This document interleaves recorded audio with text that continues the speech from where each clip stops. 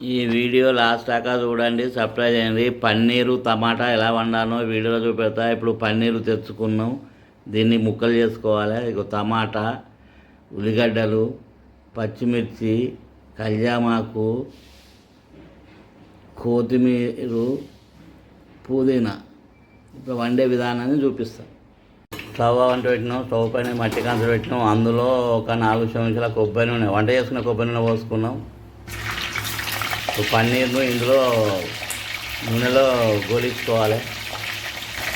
ఇప్పుడు మొత్తం పన్నీర్ ఇందులో గోలిద్దాం. పన్నీర్ గోలింది, తీసి వేరే ప్లేట్లు వేసుకోవాలి.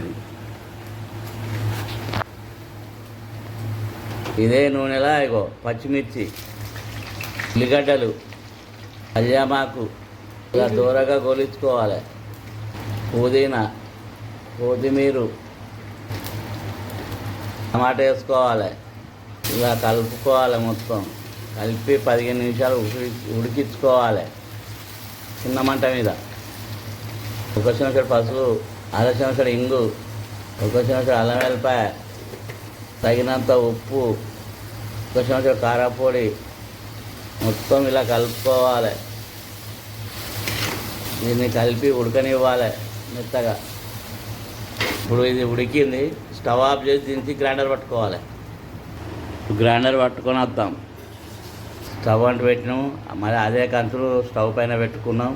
1 చెంచా పోపిత్తులు, కళ్యామాకు, పచ్చిమిర్చి, ఉల్లిగడ్డ, పుదీనా, కొత్తిమీర, నూనెలో గోలించుకున్న పన్నీర్ ముక్కలు ఇందులో వేసుకోవాలి.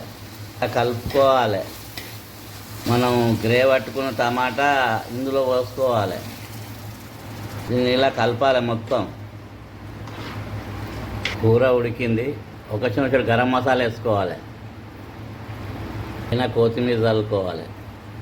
కూరని ఇలా కలుపుకోవాలి. మొత్తం కలిపి స్టవ్ ఆఫ్ చేయాలి, దించుకోవాలి. పన్నీరు కూర రెడీ అయింది, గుమగుమలాడుతుంది. వేడివేడి అన్నంతో కానీ చపాతీతో కానీ తింటే చాలా రుచిగా ఉంటుంది. ఈ పన్నీర్ కూర టమాటా మళ్ళీ కావాలనిపిస్తుంది.